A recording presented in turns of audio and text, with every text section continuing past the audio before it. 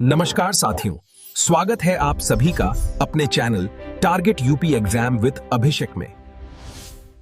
भारतीय संविधान के भाग 4 में आपका स्वागत है। आज हम संविधान के एक ऐसे हिस्से पर बात करने वाले हैं जिसे इसकी आत्मा भी कहा जाता है, राज्य के नीति निदेशक तत्व यानी डीपीएसपी। हमारे पास जो सोर्सेज हैं उनमें आर्टिकल 36 से 51 तक की पूरी कहानी है, लेकिन ये सिर्फ आर्टिकल्स की लिस्ट नहीं है, ये एक सपना है।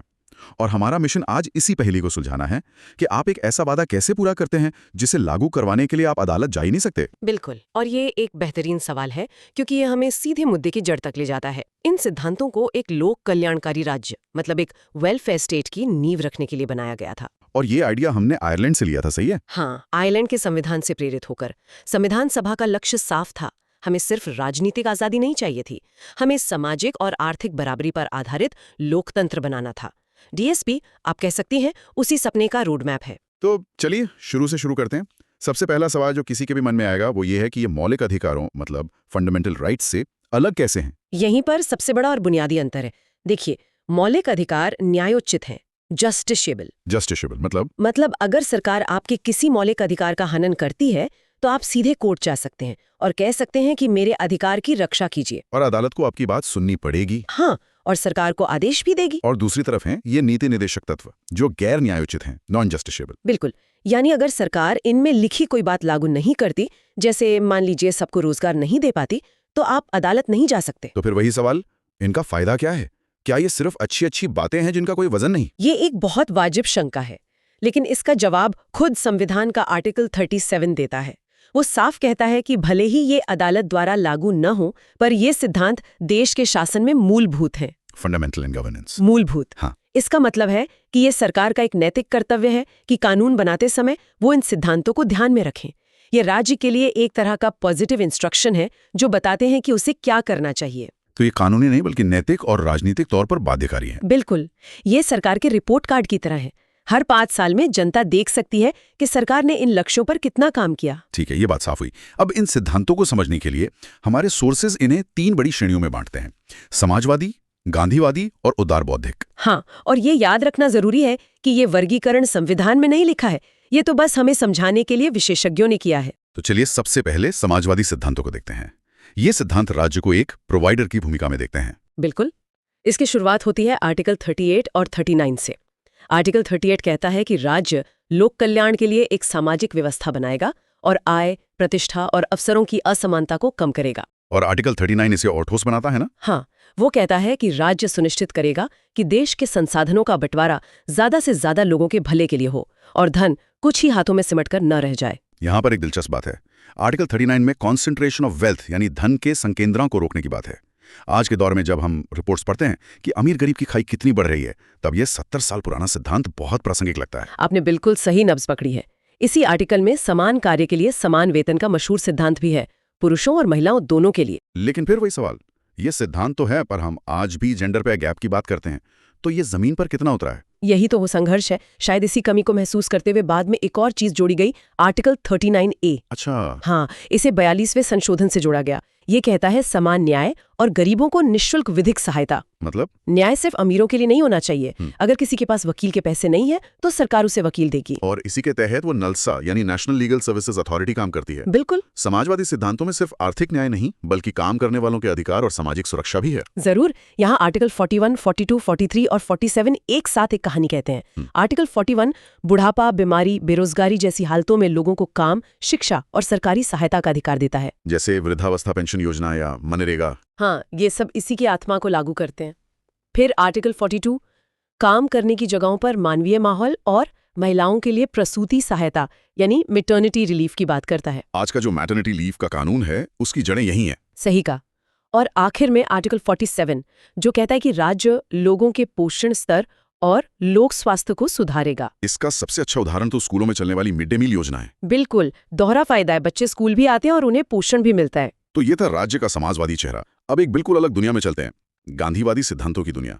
ये ऊपर से नहीं बल्कि नीचे से ऊपर की बात करते हैं। सही कहा आपने।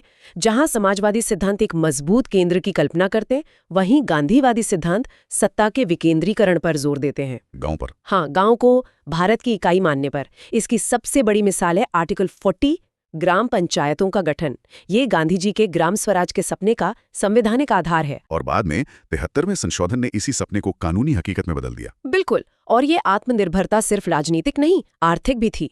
इसीलिए आर्टिकल 43 ग्रामीण इलाकों में कुटीर उद्योगों मतलब कॉटेज इंडस्ट्रीज को बढ़ावा देने की बात करता है। खादी आंदोलन की तरह। हाँ, उसी सोच पर। और इसी से जुड़ा है आर्टिकल 43B जो सहकारी समितियों यानी कोऑपरेटिव सोसाइटीज को प्रोत्साहित करता है।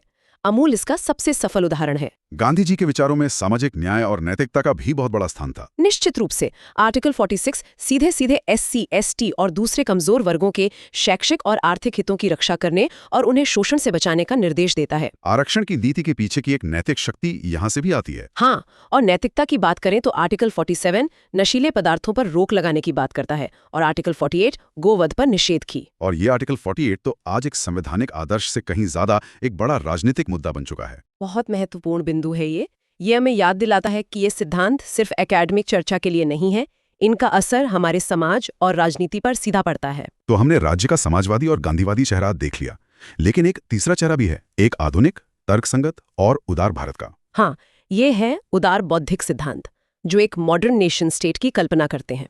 इसमें सबसे ज्यादा चर्चित और विवादास्पद है आर्टिकल 44 समान नागरिक संहिता, यूनिफॉर्म सिविल कोड, UCC। इसका लक्ष्य है कि शादी, तलाक, विरासत जैसे मामलों में सभी धर्मों के लिए एक समान कानून हो। लेकिन ये इतना विवादास्पद क्यों है? बहस इस बात पर है कि राष्ट्रीय एकता और व्यक्तिगत धार्मिक स्वतंत्रता के बीच संतुलन कैसे बने।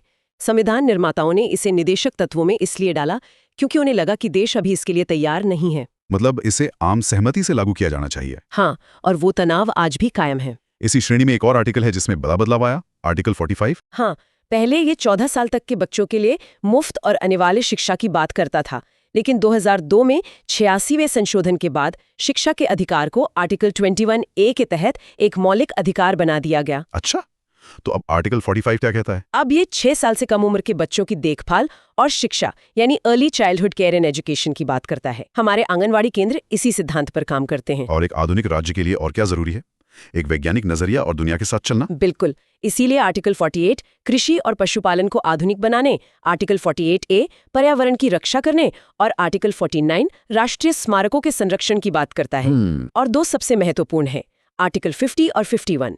आर्टिकल 50 न्यायपालिका को कार्यपालिका से अलग करने की बात करता है ताकि न्याय निष्पक्ष हो, और आर्टिकल 51 भारत की विदेश नीति का आधार है, अंतर्राष्ट्रीय शांति को बढ़ावा देना। यहाँ पर आकर बात वाकई बहुत दिलचस्प हो जाती है।